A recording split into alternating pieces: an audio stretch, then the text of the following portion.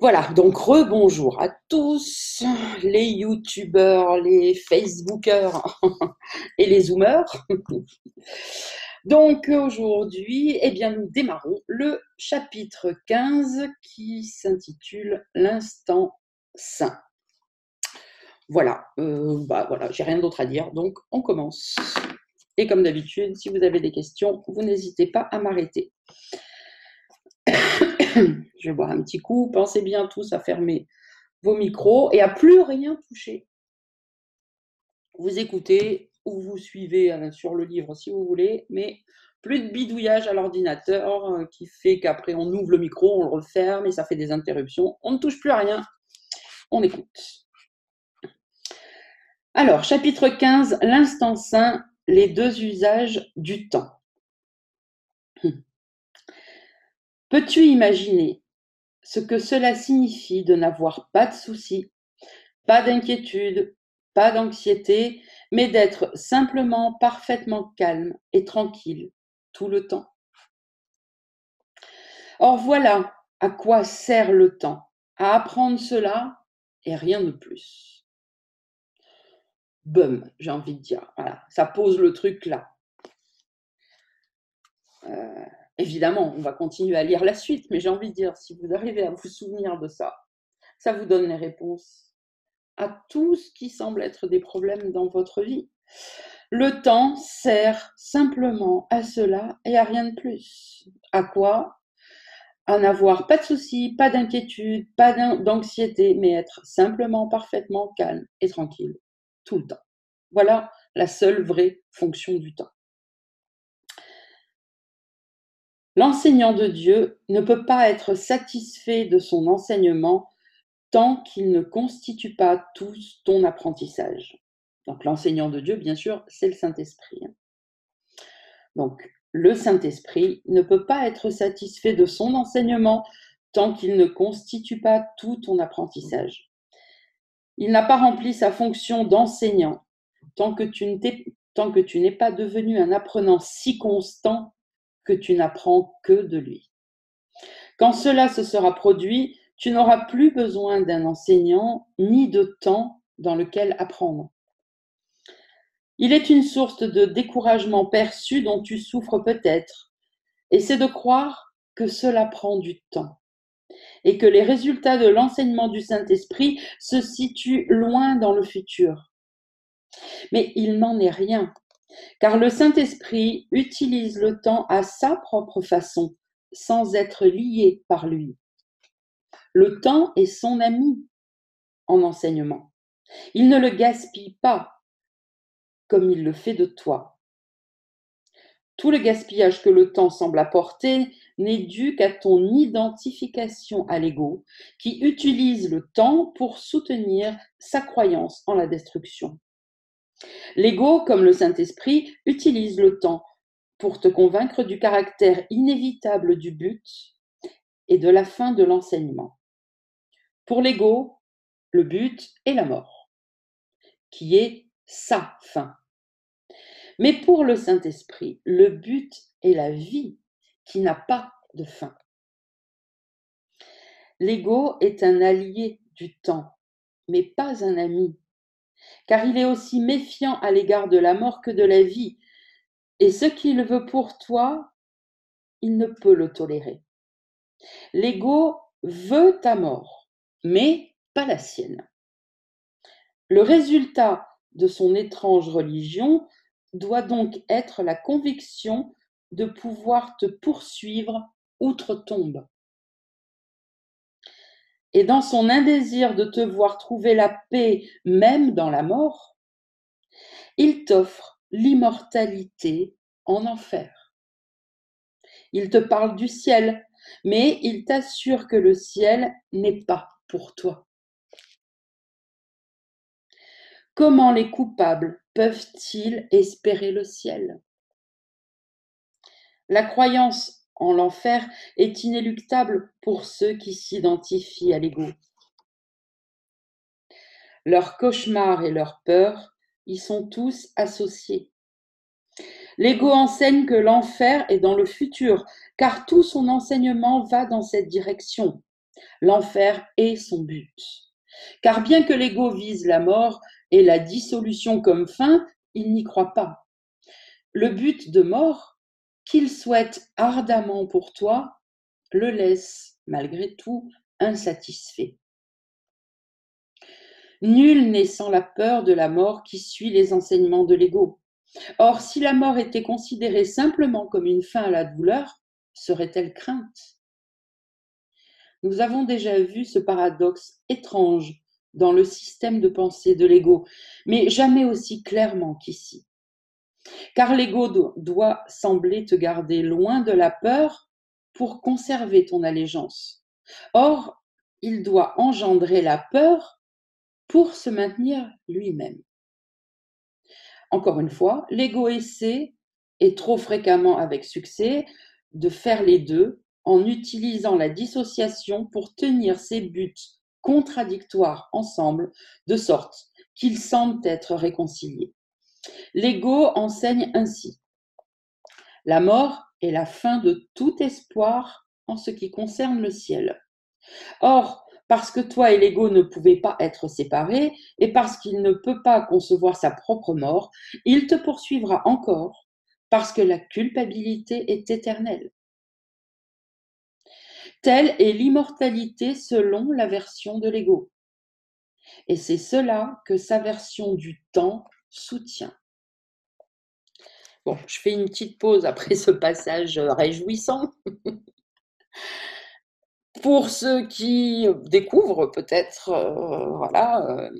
ce chapitre, qui l'ont jamais lu et qui sont peut-être au début de leur étude ou un peu plus avancés mais qui n'ont pas encore tout saisi concernant l'ego. Là, je crois que c'est vraiment la première fois depuis le début où il nous explique, Jésus bien sûr, si précisément, il l'a déjà dit auparavant, mais là, il en fait plusieurs paragraphes.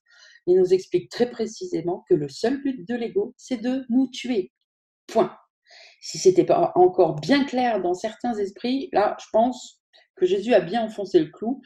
Entendez-le. Tenez-en compte parce que ça vous empêchera de glisser vers la pensée qui vous dit ouais, quelques petites pensées de séparation, quelques petites expériences dans le monde de la séparation, c'est pas la mort. Ben si, justement, ça l'est. Ça l'est parce que c'est le but. C'est le but. Le monde a été créé pour ça, ok? Pour rien d'autre. L'ego veut nous faire croire que le monde est créé pour la joie, pour le bonheur, pour rencontrer des gens, vivre des belles histoires d'amour, etc., etc. Ça, c'est ce qu'il nous dit, mais il nous ment comme d'habitude. Mais lui, par contre, il n'a pas oublié que son but, c'est exactement ce qu'on vient de dire là. Voilà. C'est la mort, et en même temps, il veut pas la mort, parce que sinon la mort, c'est sa fin à lui, donc il veut pas sa fin, mais il veut nous tuer. Enfin bon, voilà, c'est le serpent qui se mord la queue. Certes, ça tourne en rond, c'est circulaire, c'est complètement idiot quand on le regarde de près, mais en attendant, c'est pas si idiot que ça, apparemment pour nous tous, puisqu'on y est dedans et qu'on continue à le suivre. Donc, essayez de bien garder ça quelque part dans un coin là de votre esprit pour les moments où vous risquez d'avoir envie de déraper. Là, Jésus vient de nous le dire très clairement, l'ego veut nous tuer, point. Ok? Allez, on continue. Alors, paragraphe 5. L'ego enseigne que le ciel est ici et maintenant parce que le futur est l'enfer. Même quand il attaque sauvagement au point d'attenter à la vie de quelqu'un qui pense que sa voix est la seule qui soit, même à lui, il parle de l'enfer. Car il lui dit que l'enfer est aussi ici, et il l'enjoint de faire le saut de l'enfer dans l'oubli. Le seul temps que l'ego permette à quiconque de regarder avec équanimité, c'est le passé. Et encore, sa seule valeur est qu'il n'est plus. Comme il est morne et désespérant, l'usage que l'ego fait du temps, et comme il est terrifiant. Car sous son insistance fanatique pour que le passé et le futur soient les mêmes, se cache une menace beaucoup plus insidieuse pour la paix. L'ego n'affiche pas son ultime menace, car il voudrait que ses adorateurs croient encore qu'il peut leur offrir une évasion. Mais la croyance en la culpabilité doit mener à la croyance en l'enfer, et ce qu'elle fait toujours. La seule façon dont l'ego permette d'éprouver la peur de l'enfer, c'est en portant l'enfer ici, mais toujours comme un avant-goût du futur.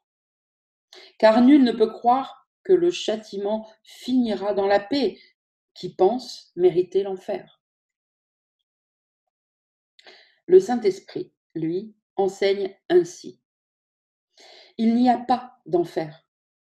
L'enfer est seulement ce que l'ego a fait du présent. Donc là, j'ai envie de vous dire, l'enfer, on y est. Parce que ça aussi, il y en a bien qui ne pensent pas ça. Bien d'entre vous, tous, et je m'adresse à un large public, pas que ceux qui sont là dans le groupe, qui ne pensent pas qu'ils sont en enfer. Parce que justement, l'ego a le chic de pouvoir nous tendre des petits bonbons au miel. Il y a des jolis bébés tout joufflus qui rigolent, des belles histoires d'amour, toujours pareil, les jolis voyages en week-end avec son amoureux, etc. etc. Donc, comment voulez-vous avoir, j'allais dire la foi, mais c'est pas le bon mot, le désir fort et intense et la volonté intense de sortir de ce monde, tant que vous croyez qu'il y a encore des bonnes choses à y vivre et à y goûter. Mais de nouveau, Jésus nous le dit. Le Saint-Esprit enseigne ainsi, il n'y a pas d'enfer. L'enfer est seulement ce que l'ego a fait du présent. Donc l'enfer, c'est maintenant, c'est bon, on y est déjà. Il n'y a pas autre chose de pire. Le pire est déjà là. La croyance en l'enfer est ce qui t'empêche de comprendre le présent parce que tu en as peur. Le Saint-Esprit conduit aussi constamment au ciel que l'ego pousse en enfer. Car le Saint-Esprit, qui ne connaît que le présent, l'utilise pour défaire la peur par laquelle l'ego voudrait rendre le présent inutile. Il n'y a pas d'évasion hors de la peur selon l'usage que l'ego fait du temps. Car le temps, dans son enseignement, n'est qu'un mécanisme d'enseignement pour accumuler la culpabilité jusqu'à ce qu'elle englobe tout et réclame une vengeance éternelle. Et c'est exactement ce qui se passe tout au long de nos nombreuses expériences et même, j'ai envie de dire, de nos nombreuses vies. On revit en boucle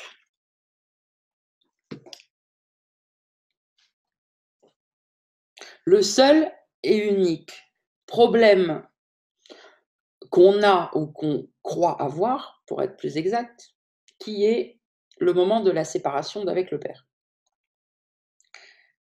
C'est la seule chose qui a causé de la douleur et qui continue d'en causer tant qu'on croit que c'est la réalité, ok? Bon. Et quand je dis que c'est la seule, c'est la seule. Il n'y a rien d'autre.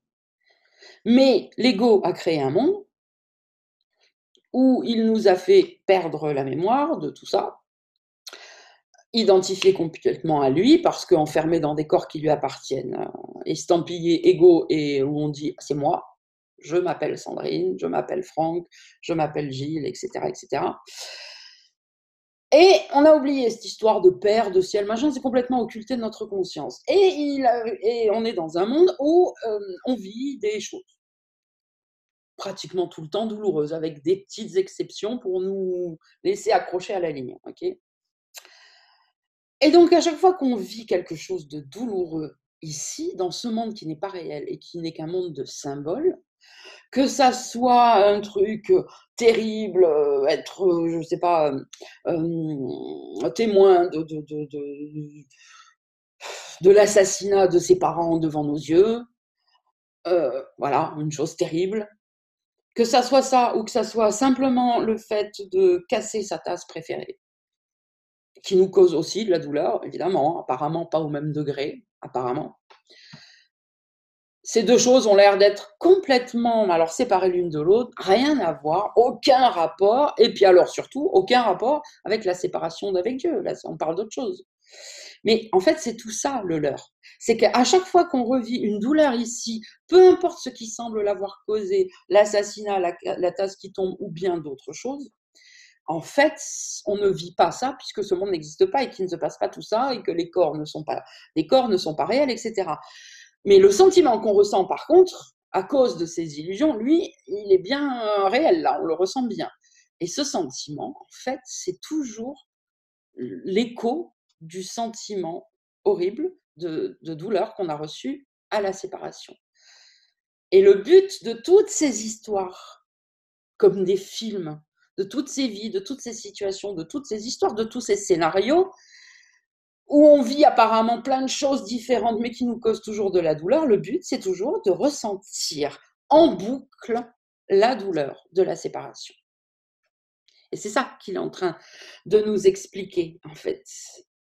La vengeance éternelle.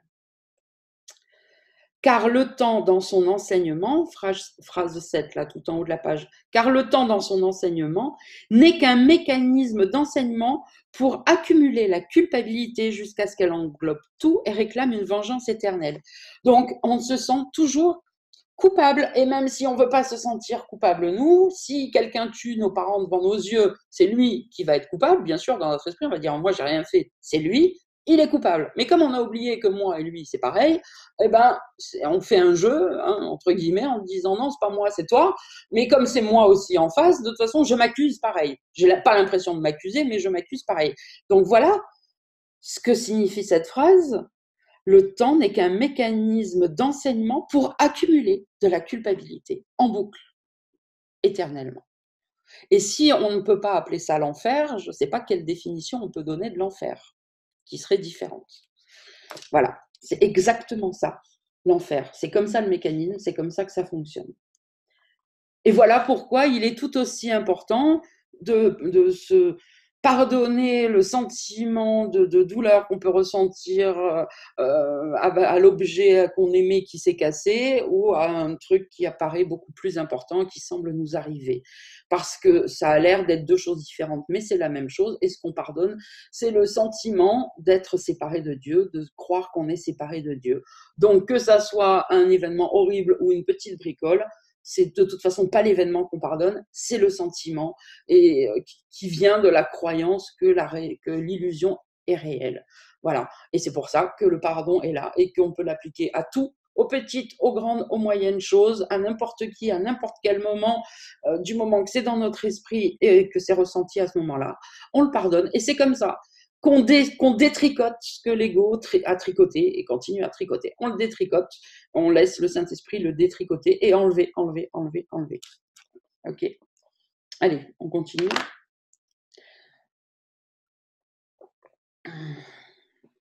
Paragraphe 8. Le Saint-Esprit déferait tout cela maintenant. La peur n'est pas du présent, mais seulement du passé et du futur qui n'existent pas. Il n'y a pas de peur dans le présent, quand chaque instant se détache clairement, séparé du passé et sans son ombre s'étirant jusque dans le futur.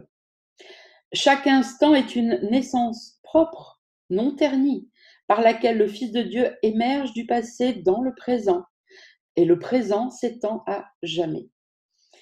Il est si beau et si propre, et libre de culpabilité qu'il n'y a là rien d'autre que le bonheur.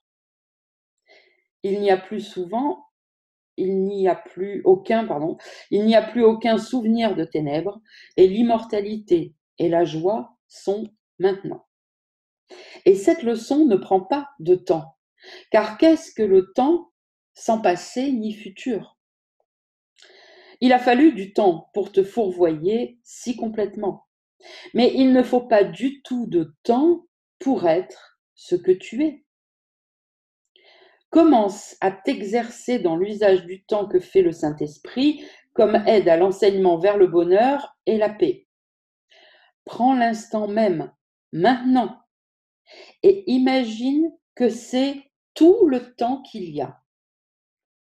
Rien ne peut t'atteindre ici qui vienne du passé. Et c'est ici que tu es complètement absous, complètement libre et entièrement sans condamnation.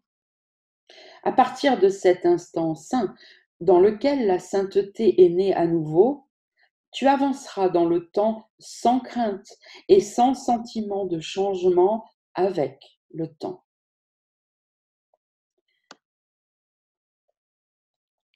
Et si vous prenez 2 minutes pour réfléchir à ce qui vient d'être dit, vous voyez bien qu'à chaque fois qu'on a peur,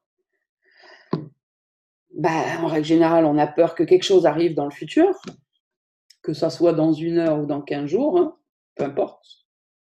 Et pourquoi on en a peur? Parce qu'on se souvient de ce qui s'est passé dans le passé et qu'on a peur que le passé se reproduise. Mais comme il vient de dire là, si tu es dans le présent, que tu viens de naître, tu es complètement amnésique du passé, il n'existe pas, tu viens d'arriver. Tu ne peux pas avoir peur d'un futur. De toute façon, tu ne peux même pas avoir conscience, en fait, du futur. C'est ce que font les bébés. Tu es là, tu es là. Il n'y a pas de passé pour te dicter un futur. Donc, tu es là, tout va bien. Le temps est inconcevable sans changement. Or, la sainteté ne change pas. Regardez le paradoxe qui nous met là en exergue. Le temps est inconcevable sans changement. Okay, le temps sans changement ne peut plus s'appeler le temps pour nous. Point virgule, plus loin. Or, la sainteté ne change pas. Donc la sainteté ne peut pas se trouver dans le temps. Apprendre de cet instant davantage que le simple fait que l'enfer n'existe pas. Apprends de cet instant davantage que le simple fait que l'enfer n'existe pas. En cet instant rédempteur réside le ciel. Et le ciel ne changera pas, car la naissance dans le saint présent est le salut qui délivre du changement. Le changement est une illusion enseignée par ceux qui ne peuvent pas se voir non coupables. Il n'y a pas de changement au ciel parce qu'il n'y a pas de changement en Dieu. Dans l'instant saint où tu te vois toi-même resplendissant de liberté, tu te souviendras de Dieu, car se souvenir de lui, c'est se souvenir de la liberté. Si tu es tenté de te décourager en pensant au temps qu'il te faudrait pour changer d'esprit aussi complètement, demande-toi, combien de temps dure un instant? Ce peu de temps, ne pourrais-tu pas le donner au Saint-Esprit pour ton salut? Il n'en demande pas plus, car il n'a pas besoin de plus. Il faut bien plus de temps pour t'enseigner à être désireux de le lui donner qu'il n'en faut pour qu'il emploie ce très court instant saint à t'offrir le ciel tout entier. Et en échange de cet instant, il se tient prêt à te donner le souvenir de l'éternité. Jamais tu ne donneras cet instant saint au Saint-Esprit au nom de ta délivrance, tant que tu seras indésireux de le donner à tes frères au nom de la leur de délivrance. Car l'instant de sainteté est partagé et ne peut pas être à toi seul. Souviens-toi donc, quand tu es tenté d'attaquer un frère, que son instant de délivrance est le tien. Les miracles sont les instants de délivrance que tu offres et recevras. Ils témoignent de ton désir d'être délivré et d'offrir le temps au Saint-Esprit pour l'usage qu'il en fait. Combien de temps dure un instant saint? Il dure aussi peu pour ton frère que pour toi. Exerce-toi à donner cet instant béni de liberté à tous ceux qui sont esclaves du temps. Et fais-tu, hein? Ouais. Et fais du temps, ouais, c'est une faute de frappe sur le mien en tout cas, peut-être pas vos nouvelles versions, mais et fais du temps un ami pour eux. Leur instant béni, le Saint-Esprit te le donne par le don que tu en fais. Comme tu le donnes, il te l'offre. Ne sois pas indésireux de donner ce que tu voudrais recevoir de lui, car tu te joins à lui en le donnant.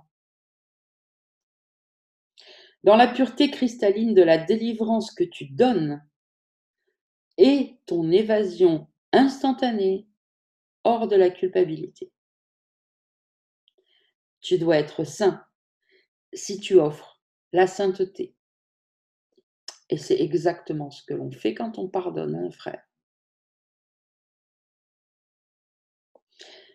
Combien de temps dure un instant? Autant qu'il en faut pour rétablir une parfaite santé d'esprit, une paix parfaite et un amour parfait pour chacun, pour Dieu et pour toi-même. Autant qu'il en faut pour te souvenir de l'immortalité et de tes créations immortelles qui la partagent avec toi. Autant qu'il en faut pour échanger l'enfer contre le ciel. Assez longtemps pour transcender tout ce que l'ego a fait et pour monter vers ton Père. Le temps est ton ami si tu en laisses l'usage au Saint-Esprit. Il n'a besoin que de très peu pour te rendre tout le pouvoir de Dieu. Lui qui transcende le temps pour toi comprend à quoi sert le temps. La sainteté ne réside pas dans le temps, mais dans l'éternité.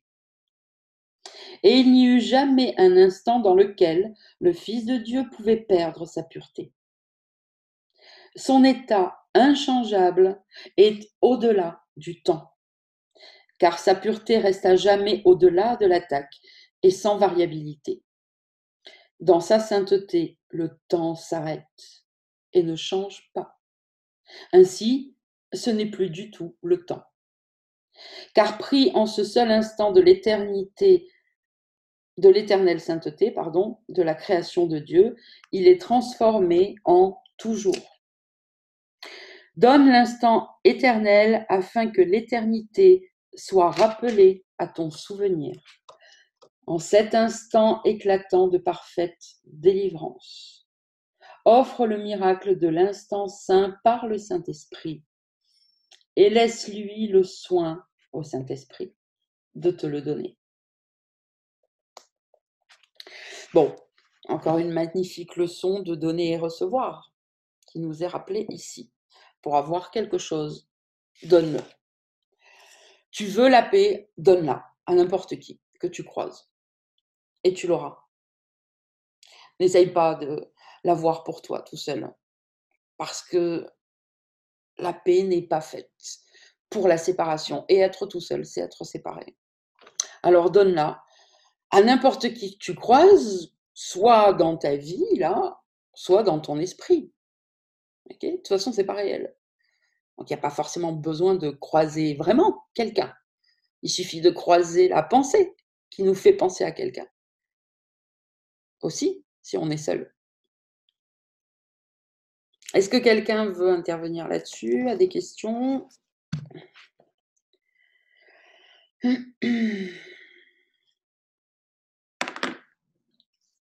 Oui, j'avais une question depuis tantôt qui me revenait en boucle, mais là, c'est peut-être plus approprié. Mais c'était par rapport au suicide. Oui. Est-ce que ça se pourrait que les gens se suicident parce que justement, ils ont atteint la conscience que ça va toujours être en boucle et qu'ils en finiront jamais? Je sais pas, je lance ça comme ça, là, mais... En fait, non. Ce qui pousse au suicide, et tu fais bien de le dire parce qu'on en a parlé tout à l'heure, mais le mot n'a pas été prononcé.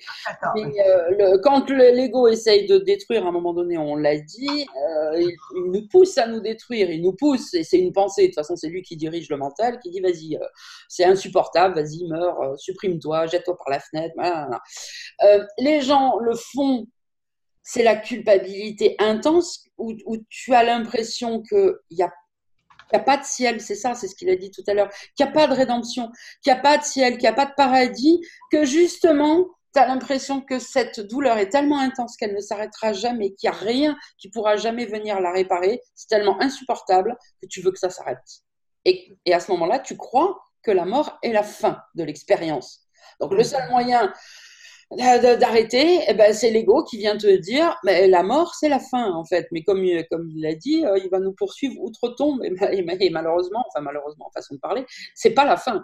C'est la fin de ton corps. Mais toi, tu n'es pas ton corps. Donc, les mêmes idées douloureuses qui étaient dans ton esprit avant ta mort illusoire seront toujours là après ta mort illusoire parce que tu ne t'arrêtes pas là. Si les gens savaient ça, ils essaieraient même pas de se suicider parce qu'ils verraient que ça servirait à rien. Mais ce qui pousse au suicide, c'est ça. C'est pas tellement la prise de conscience de rien du tout, parce que d'ailleurs, quand tu es dans cet état-là, tu as pris conscience de que dalle. Hein. Tu es juste en train de souffrir et tu essayes de trouver n'importe quel moyen que ça s'arrête parce que c'est insupportable. Voilà. Et c'est justement parce que tu ne réfléchis plus, que tu es plus capable de réfléchir, que tu n'entends plus que la voix de l'ego, là qu'on peut appeler Satan, hein, le diable, tout ce que vous voulez, qui te dit vas-y, suicide-toi, jette-toi par la fenêtre, arrête, de toute façon t'es qu'une merde, et puis les autres te regretteront pas, et puis ça sera mieux pour tout le monde, et puis toutes les choses horribles que les gens peuvent entendre sûrement dans leur esprit à ce moment-là, réussissant même peut-être à être convaincus du fait que c'est mieux pour tout le monde s'ils s'en vont. Souvent, quand on lit des lettres comme ça, c'est des choses comme ça qui sont dites. Que ce qu'on soit enfant, adulte ou machin, si tu pouvais avoir un minimum de santé d'esprit, tiens, eh ben, les mères qui se suicident, si elles pouvaient se dire, mais si elles pouvaient avoir la conscience à un moment de ce qu'elles pourraient faire subir à leurs enfants, surtout quand ils sont petits, elles ne le feraient pas. Donc tu vois bien qu'à ce moment-là, c'est parce que tu es tellement embrouillé, tu es tellement inconscient, tu as l'impression que c'est la seule solution. Il n'y en a plus d'autres. Il n'y a plus rien d'autre qui peut passer dans ton esprit. Et c'est tellement douloureux que voilà, que la seule façon, parce que c'est ce qu'on croit, voilà, que la fin va arrêter, que la mort va arrêter ça, que c'est la fin, mais ça l'est pas. Merci. Je t'en prie.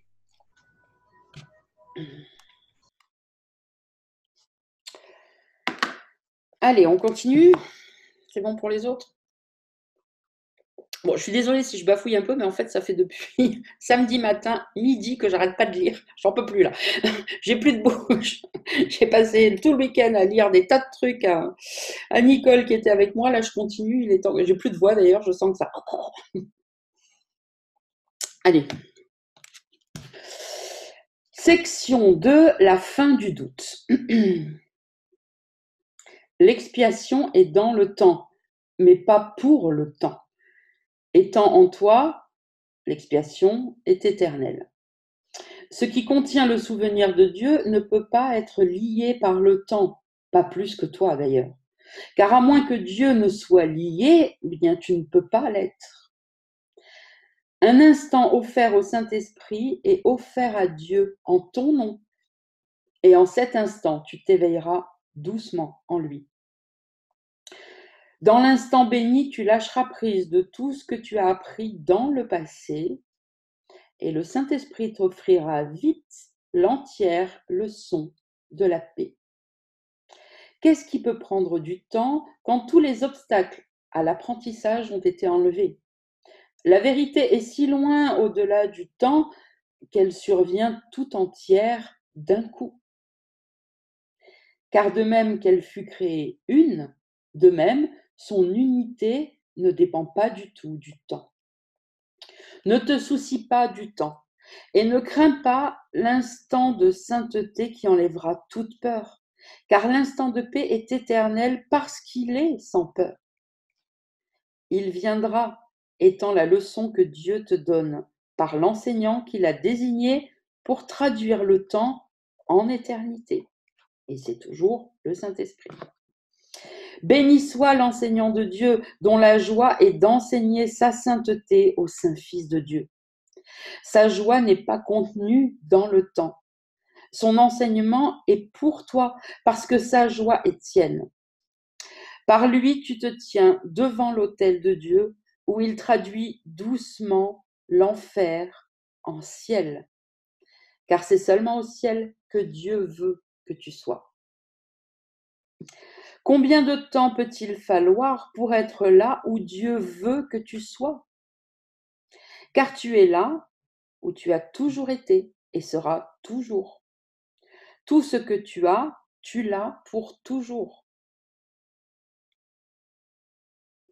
L'instant béni s'étire pour englober le temps, comme Dieu s'étend lui-même pour t'englober. Toi qui as passé des jours, des heures et même des années à enchaîner tes frères à ton ego, dans une tentative pour l'appuyer et soutenir sa faiblesse, tu ne perçois pas la source de la force. En cet instant saint, tu désenchaîneras tous tes frères et tu refuseras de soutenir et leur faiblesse et la tienne. Tu ne te rends pas compte combien tu as mésusé de tes frères en les voyant comme source de soutien pour l'ego. Le résultat est qu'ils témoignent de l'ego dans ta perception et semblent fournir des raisons pour ne pas en lâcher prise. Or, ils sont des témoins bien plus forts et bien plus convaincants pour le Saint-Esprit, et ils soutiennent sa force. C'est à toi donc de choisir s'ils soutiennent l'ego ou le Saint-Esprit en toi. Et tu reconnaîtras lequel tu as choisi à leur réaction. Un fils de Dieu qui a été délivré par le Saint-Esprit en un frère est toujours reconnu. Il n'est pas possible de le nier. Si tu demeures incertain, c'est uniquement parce que tu n'as pas donné une complète délivrance. Et à cause de cela, tu n'as pas donné un seul instant complètement au Saint-Esprit. Car quand tu l'auras fait, tu seras sûr de l'avoir fait. Tu en seras sûr parce que son témoin parlera de lui avec tant de clarté que tu entendras et comprendras.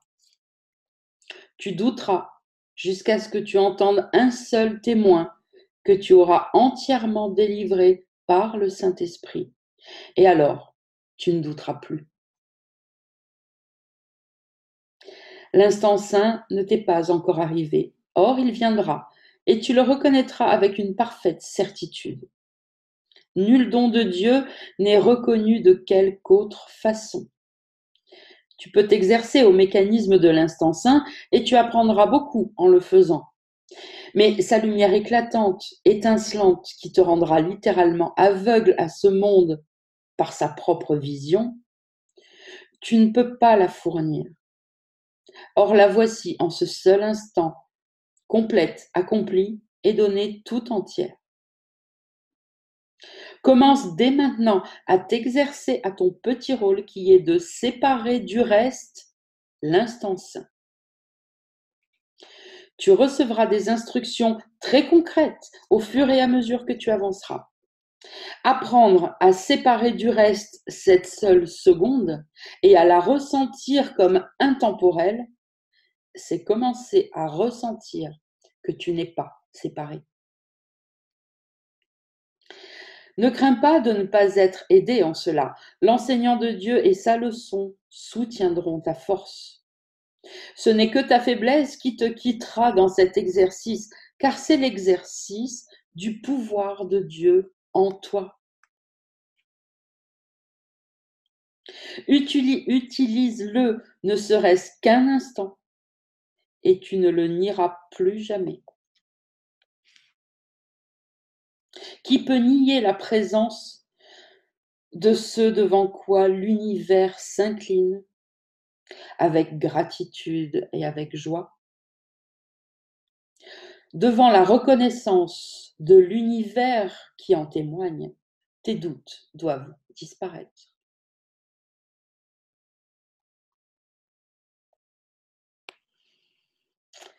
Des questions? Oui, là, enfin une question, je ne sais pas, mais Sandrine, donc là, Attends, tu sais quoi déjà? Détends-toi. Je sens l'angoisse là dans ton. Oui, mais non, mais je sais pas. Mais attends, mais Sandrine, hop, tout va bien, déjà.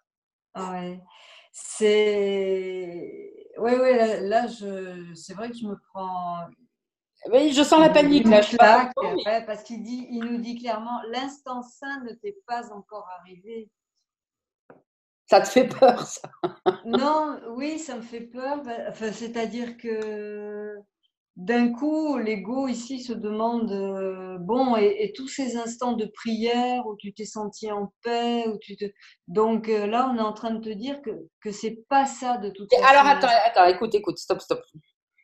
Mm. Après ça, il te dit, et on vient de finir là-dessus, quand tu es dans l'instant saint, tu es en présence du Père. Et quand tu es en présence du Père, devant qui tout l'univers s'incline, tu n'auras aucun doute. Ok. Donc, à mon avis, là, tu es en train d'essayer de remettre en question ce qui n'a pas besoin d'être remis en question. Euh, Là, il est écrit, pour l'instant, tu ne connais pas l'instant saint. Si, allez, regarde, on va le faire comme ça. Imaginons que, ok, aujourd'hui c'est vrai. Et puis demain, eh ben, tu vis un moment d'instant saint. Merveilleux.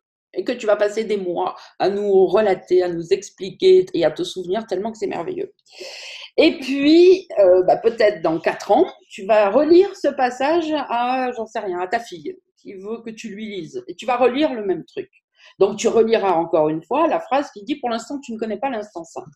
Mais si toi, tu sais que tu l'as vécu, tu sais très bien que tu ne vas pas en tenir compte. Il n'y aura aucun doute. Tu le sais. Le bouquin, il est écrit, tu peux le relire 15 fois, 1000 fois, tant que tu es là.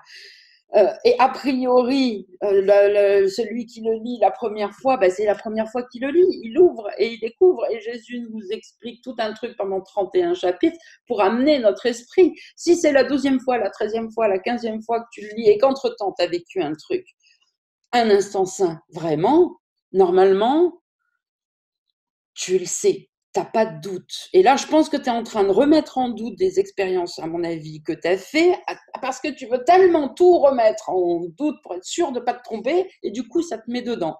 Donc, c'est pour ça que je te dis, respire un petit coup, là, prends le temps.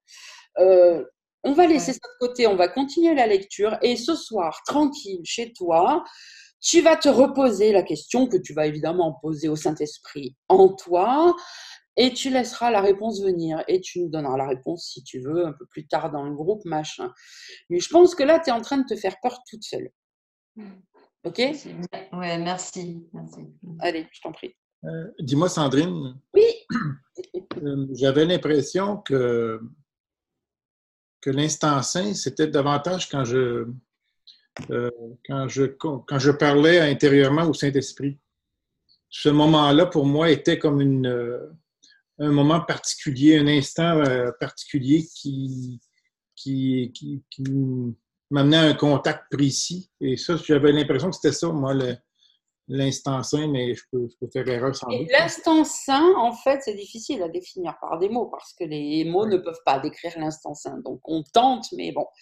L'instant saint, il va en reparler plein de fois de toute façon, et dans ce chapitre que je vais lire et plus tard de toute façon, mais pour essayer de te donner la définition qui peut la mieux t'aider, c'est l'instant saint, c'est un instant hors du monde, Okay. hors du temps. C'est la bande-annonce du paradis. Tu vois? Voilà. Tu vois les bandes-annonces de films qui nous donnent envie d'aller les voir? Oui. Voilà, c'est ça, c'est la bande-annonce. Donc cet instant peut durer 1 seconde, il peut durer 1 mois, il peut durer 1 semaine, il peut durer 2 heures, peu importe. Mais il sera toujours le même, peu importe la durée, et même 1 seconde, comme il le dit très bien, il n'y a pas besoin de temps, c'est le moment hors du temps. Donc peut-être que dans le temps, si tu regardes ta montre ou ta pendule, tu vas te dire, ah, il y a 1 seconde qui s'est écoulée, mais toi, tu auras peut-être l'impression que tu auras passé 10 ans là-dedans. Tu vois ce que je veux dire? C'est hors du temps, donc ça ne peut plus se mesurer avec les outils de ce monde. Donc alors je ne peux pas répondre précisément à ta question, je ne suis pas dans ton esprit, mais si ces moments auxquels tu penses quand tu me les dis là, ces moments de communion avec le Saint-Esprit, si le monde est complètement occulté, que tu es sorti du monde et que tu es dans une paix incommensurable, un amour immense, machin, et que tu vis vraiment un truc hors du temps, c'est un instant saint. Sinon, c'est peut-être des moments où tu essayes de faire le calme pour penser au Saint-Esprit, etc., qui t'ont peut-être pas encore amené jusque-là, mais qui sont quand même des instants privilégiés, des instants de pratique, comme il est dit, où tu t'exerces à atteindre l'instant saint. Mais j'ai envie de vous dire, en gros, à tous, hein, je vais finir pour te répondre à toi, Marc, mais aux autres, et comme je l'ai dit précédemment à Dida, je vous assure qu'un instant saint, il n'y a plus de doute.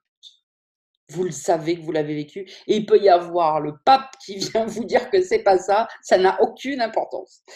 Vous le savez, et vous ne pouvez plus jamais oublier ce que vous avez ressenti tout en étant incapable de le traduire en mots. Et je vous dis, ça peut durer quelques secondes, c'est suffisant. Ça n'a aucun rapport avec le temps. Excuse-moi, Sandrine, désolée. Oui. Est-ce qu'on pourrait appeler ça l'extase? Oui. Ok. Si c'est la définition que tu en fais, oui.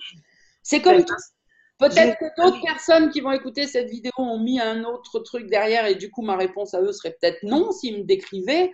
Mais là, dans ce que tu me dis, là, de ce que je ressens, j'ai envie de te dire oui, c'est le mot qui peut venir. Imagine si tu es un moment hors du temps. Attends, laisse-moi finir. Tu es un moment hors du temps, comme je viens de l'expliquer, en Dieu, même quelques secondes. Bah, a priori, le mot extase, oui, colle bien à cette expérience. Oui. Ça m'est venu extase parce que je l'ai déjà expérimenté, c'est pour ça. Mais une fraction de seconde, je suppose, dans le temps, je ne sais pas. Demande au Saint-Esprit.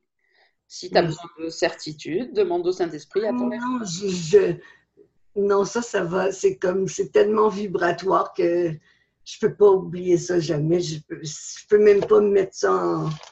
Non, ça va. C'est super, alors. C'est super. Merci.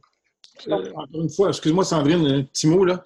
C'est parce que, vois-tu, à la leçon 361, c'est ça qui me mêlait un peu. Dans le fond, c'est lorsque on discute avec lui, on dit « Cet instant saint, je voudrais te le donner.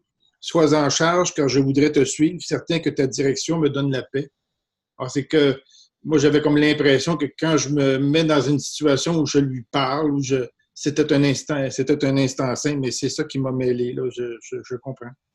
Alors, cet instant saint, je voudrais te le donner, sois en charge, car je voudrais te suivre, certain que ta direction me donne la paix. Si j'ai besoin d'un mot pour m'aider, il me le donnera. Si j'ai besoin d'une pensée, il me la donnera. Si je n'ai besoin que de calme et d'un esprit tranquille et ouvert, voilà les dons que je recevrai de lui. Il est en charge à ma demande et il m'entendra et me répondra, parce qu'il parle pour Dieu, mon Père, et son Saint-Fils. Ça, je récite ça régulièrement. Attends.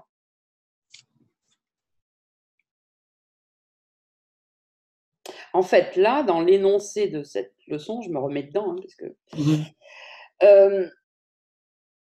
c'est toi qui t'adresses au Saint-Esprit. Oui. Cet instant saint, je voudrais te le donner, sois en charge. Donc, en fait, c'est ta demande qui se dirige vers le Saint-Esprit. Donc, ça, c'est ta demande. C'est pas encore l'instant saint, si tu veux. C'est-à-dire que, comment dire ça? Cet instant saint, je voudrais te le donner. C'est-à-dire cet instant où je voudrais que, cet instant-là que je suis en train de vivre maintenant, au moment où je décide de faire ma leçon, je veux te le donner. C'est-à-dire, je veux te donner cette pensée pour que tu la fasses grandir en moi, pour que rien ne vienne la remplacer. Aucune pensée du monde, de ce qui se passe autour. Et c'est en voulant faire ça que si tu lui donnes, il va pouvoir te le rendre si tu veux bien l'accepter. Et tu vivras alors, à ce moment-là, cet instant saint. Je ne sais pas si tu comprends ce que je veux dire. Je suis. La compréhension viendra. Il faut d'abord l'intention oui. de lui donner la formule peut-être qui peut nous aider, comme il dit, si j'ai besoin d'un mot, il me le donnera, si j'ai besoin d'une pensée, il me la donnera, pour pouvoir réussir à lui donner et pour pouvoir le recevoir instantanément. Mais si tu veux, c'est pas parce que tu dirais cet instant je pense au Saint-Esprit, c'est un instant saint que c'est un instant saint. Okay. Tu vois, c'est l'intention qui va pouvoir peut-être t'amener tout de suite l'instant saint, en fait. D'accord. Ok, c'est bon là? Ça répond bien? Oui. Ok, super. Alors, on a encore le temps, on continue. Bah, la fin du doute, on l'a lu, donc maintenant, j'ai fini, je crois, je ne sais plus moi avec tout ça. J'avais fini la section ou pas? Oui, devant la reconnaissance, oui, les doutes doivent disparaître. Ok, donc maintenant, on va lire cette section qui est quand même super importante, que sûrement vous connaissez plus ou moins tous dans le groupe parce qu'on en parle tellement souvent. Alors, je ne sais pas si on va avoir le temps de la lire en entier, mais en tout cas, on la commence. C'est la section 3, pardon, petitesse versus immensité. Allez, je rebois un coup et c'est parti. Ne te contente pas de la petitesse, mais sois bien sûr de comprendre ce qu'est la petitesse et pourquoi tu ne pourras jamais t'en contenter. La petitesse est l'offrande que tu te fais à toi-même. Tu t'offres cela au lieu de l'immensité et tu l'acceptes puisque tu te l'offres. Tout en ce monde est petit parce que c'est un monde fait de petitesse. Dans l'étrange croyance que la petitesse peut te contenter. Quand tu aspires à quoi que ce soit en ce monde, croyant que cela t'apportera la paix, tu te rapetisses et tu te rends aveugle à la gloire.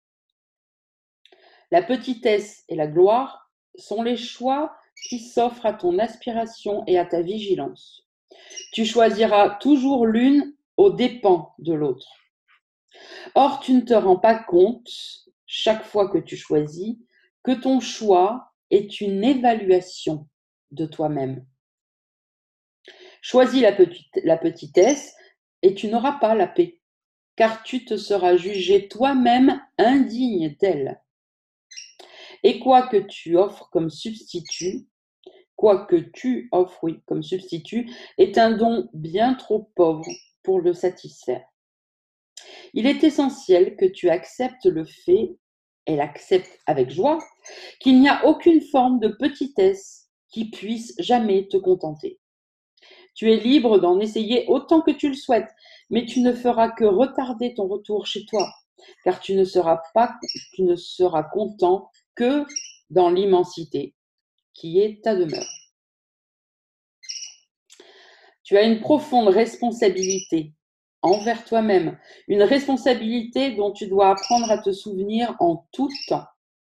La leçon peut paraître dure au début, mais tu apprendras à l'aimer quand tu te rendras compte qu'elle est vraie et qu'elle ne fait que rendre hommage à ta puissance. Toi qui as cherché et trouvé la petitesse, souviens-toi de ceci. Chaque décision que tu prends découle de ce que tu penses être et représente la valeur que tu t'accordes à toi-même. Exemple, parce que là, on va essayer de se mettre dans le concret. Allez, oui, je suis dans une entreprise où je suis mal payée, mais je m'en contente parce que c'est pas si mal que ça. Et par exemple, tu t'es jugé toi-même, tu t'es évalué toi-même, et donc tu estimes que c'est pas si mal ce que tu reçois, en fonction de l'image que tu as de toi-même. Ok, c'est un exemple pour vous donner une image, pour que vous compreniez bien de quoi il est question. Commencez pas à tirer des conclusions en imaginant des trucs qu'il faudrait faire ou ne pas faire pour changer ça. Si on veut avoir autre chose, on peut très bien. Le truc, c'est pas d'aller demander une augmentation ou machin, ou aller taper un scandale en disant c'est inadmissible. Non, parce que je vois toutes ces pensées arriver, donc je continue là-dedans. Si on change notre valeur interne, notre jugement de nous-mêmes interne, donc le jugement, le seul acceptable, c'est je suis le fils de Dieu, innocent à jamais, et la grandeur de mon Père est en moi, alors peut-être que ça te poussera à ne pas accepter toutes ces choses que peut-être tu peux accepter dans le monde pour l'instant comme une expérience normale et que du coup tu n'as pas envie de remettre en question tellement que tu as une piètre opinion de toi. Ok, c'est dans ce sens-là que je veux vous le mettre en avant. Je crois que j'en ai vraiment un peu marre de lire. Bon, et de parler. Je veux le mettre en avant parce que là, il donne cet exemple-là. Ok, c'est pour essayer de comprendre comment ça peut se traduire, parce que c'est vrai que de lire le courant miracle comme ça dans l'absolu, c'est pas, voilà, ça peut des fois pas nous aider. Alors dès qu'on le remet dans le contexte de notre vie, là, ben, on arrive mieux à comprendre ce qui est dit. Ok, donc je reprends à la phrase 3. Toi qui as cherché et trouvé la petitesse, souviens-toi de ceci. Chaque décision que tu prends découle de ce que tu penses être et représente la valeur que tu t'accordes à toi-même. Crois que le petit peut te contenter et en te limitant, tu ne seras pas satisfait. Car ta fonction n'est pas petite et ce n'est qu'en trouvant ta fonction et en la remplissant que tu peux échapper de la petitesse. Et ta fonction, bien sûr, c'est le pardon. Il n'y a aucun doute sur ce qu'est ta fonction, car le Saint-Esprit connaît ce qu'elle est. Et il n'y a aucun doute sur son immensité, car elle vient à toi par lui de l'immensité. Tu n'as pas à y aspirer à ta fonction, parce que tu l'as. Toutes tes aspirations doivent être dirigées contre la petitesse, car il faut de la vigilance pour protéger ton immensité en ce monde. Je vais relire cette phrase. Toutes tes aspirations doivent être dirigées contre la petitesse, car il faut de la vigilance pour protéger ton immensité en ce monde. Rester parfaitement conscient de ton immensité dans un monde de petitesse, c'est une tâche que les petits ne peuvent pas entreprendre. Or voilà ce qui est demandé de toi, en hommage à ton immensité et non à ta petitesse. Et ce n'est pas non plus seulement de toi que cela est demandé.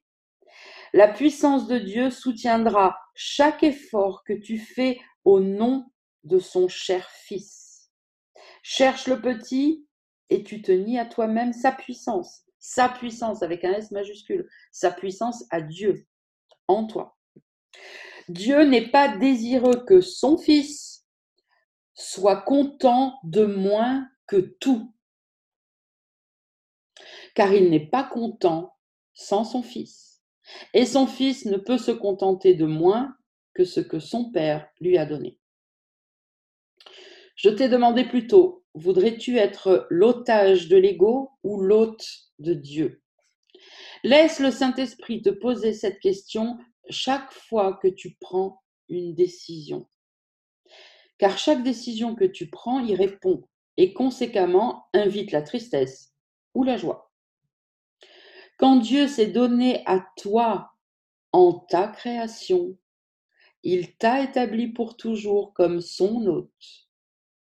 Et il ne t'a pas quitté, et tu ne l'as pas quitté. Toutes tes tentatives pour nier son immensité et faire de son Fils l'otage de l'ego ne peuvent pas rendre petit celui que Dieu a joint à lui-même. Chaque décision que tu prends est pour le ciel ou alors pour l'enfer. Et ce que tu as choisi devient ce dont tu as conscience. Le Saint-Esprit peut tenir ton immensité, laver de toute petitesse, clairement et en parfaite sécurité dans ton esprit, intouché par chaque petit don que le monde de la petitesse voudrait t'offrir. Mais pour cela, tu ne peux pas te ranger contre lui dans ce qu'il veut pour toi. Décide de choisir Dieu par lui, car la petitesse et la croyance que tu peux te contenter de petitesse sont des décisions que tu prends à ton sujet. La puissance et la gloire qui viennent de Dieu et résident en toi sont pour tous ceux qui, comme toi, se perçoivent eux-mêmes petits et croient que la petitesse peut être gonflée jusqu'à devenir un sentiment d'immensité capable de les contenter. Ne donne pas la petitesse et ne l'accepte pas non plus. Tout honneur est dû à l'hôte de Dieu. Ta petitesse te trompe, mais ton immensité est de celui qui demeure en toi et en qui tu demeures. Ne touche personne donc avec petitesse au nom du Christ, hôte éternel de son Père. En cette saison, Noël, qui célèbre la naissance de la sainteté en ce monde, joins-toi à moi qui ai décidé de choisir la sainteté pour toi. Notre tâche ensemble est de rendre la conscience de son immensité à l'hôte que Dieu a désigné pour lui-même.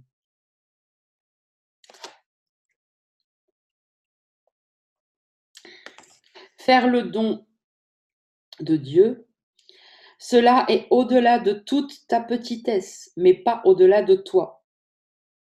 Car Dieu voudrait se donner lui-même à travers toi. Il va de toi vers chacun et par-delà chacun vers les créations de son Fils, mais sans te quitter. Bien au-delà de ton petit monde, mais toujours en toi, il s'étend à jamais. Or, il amène toutes ces extensions à toi, qui est son hôte. Alors, je crois que c'est le moment de faire la petite précision que j'ai faite cet après-midi à Nicole. C'est l'occasion parfaite, puisque là, il dit Dieu va vers chacun, à travers toi, sans te quitter toi, etc. Toi. C'est qui ce toi? Ce toi, c'est notre pur esprit. Ok. Et notre pur esprit n'est pas contenu dans notre corps. Je l'ai déjà dit, mais je le redis. Il faut que ça percute certains esprits. Ce qu'on est, non seulement notre corps est dedans, et pas l'inverse, mais même plus que ça, parce que forcément, on se fait toujours des images, c'est automatique. Donc, quand je dis c'est notre esprit qui est, c'est notre corps qui est dans notre esprit, pardon, et pas notre esprit qui est dans notre corps, la première image qui peut venir, c'est bon, ben, une aura, quoi. L'esprit, il est là, et puis le corps est dedans. Donc maintenant, on va élargir cette image, ok? Parce que c'est pas juste. Donc non seulement dans notre esprit se trouve notre corps, mais se trouve aussi tout l'univers entier. Ok? C'est là qu'est notre esprit. Et c'est pour ça qu'on dit que le monde est irréel et que c'est vrai, puisque ce n'est qu'une pensée dans notre esprit. Notre corps est une projection de notre esprit. Et on a l'impression que c'est comme si notre conscience a été projetée avec dans le corps. Et on n'a plus conscience de notre esprit qui englobe tout l'univers. Et on croit qu'on est un petit être humain, une petite miette, une petite merdouille. Je vois Francky qui rigole, du coup, ça y est, c'est parti. Une crotte. Mais non, c'est pas vrai. Voilà. Donc, essayez de garder cette image, ce qu'on est. Tout l'univers est contenu dedans. Ok. Donc, ça vous donne une idée quand il nous dit l'immensité qu'on est. Et que Dieu, donc, peut aller partout à l'intérieur sans nous quitter. Parce que de toute façon, bah voilà, quoi. Bon, Francky, casse-toi. Je t'ai assez vu. Parce que je vais pas réussir à finir.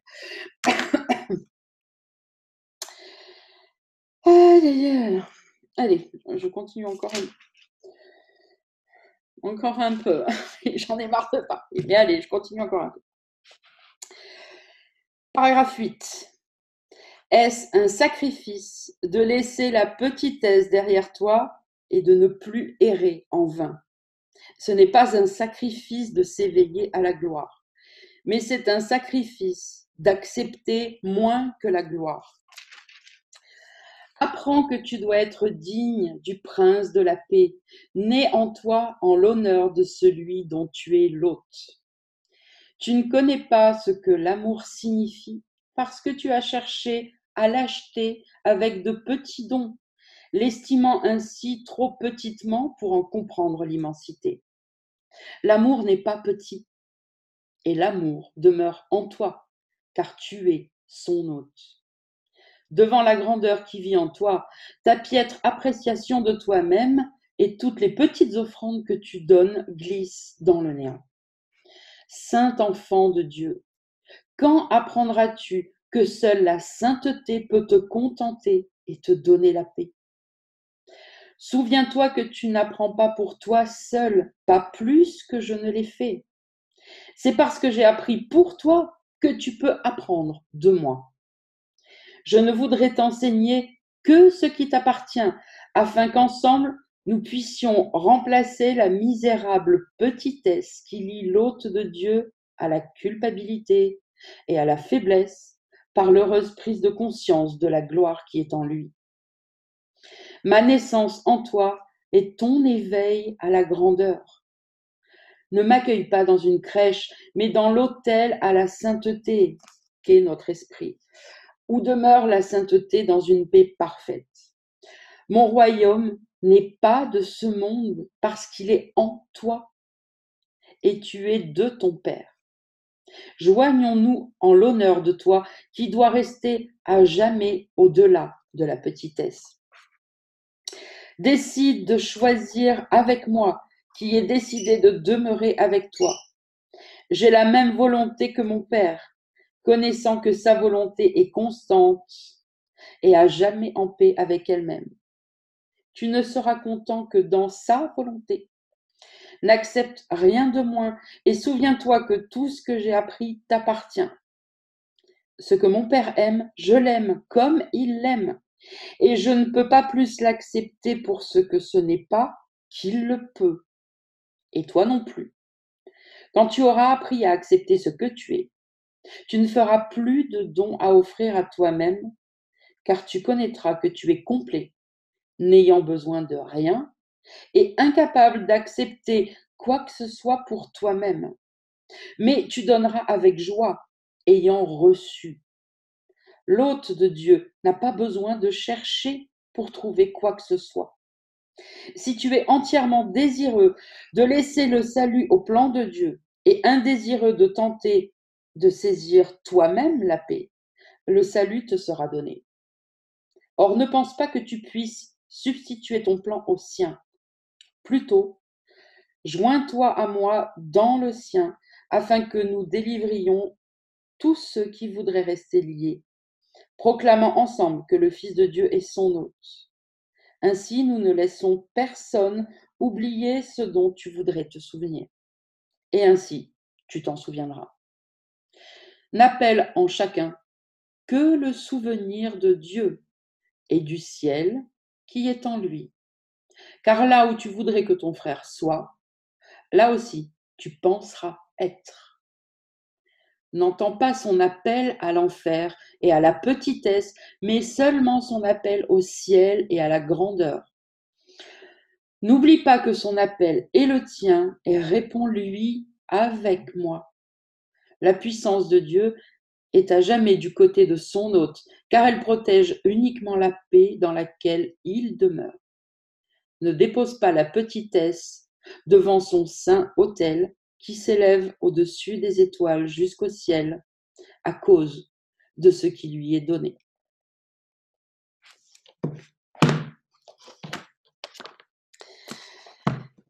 Bon, moi je dis c'est magnifique, il n'y a rien à dire, mais peut-être que tout le monde n'est pas de cet avis. Alors, est-ce que quelqu'un a une dernière question? Je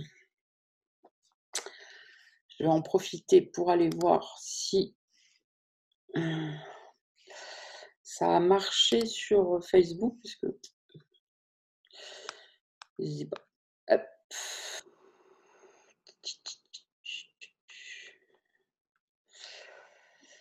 Ah mais non, je suis pas au bon endroit.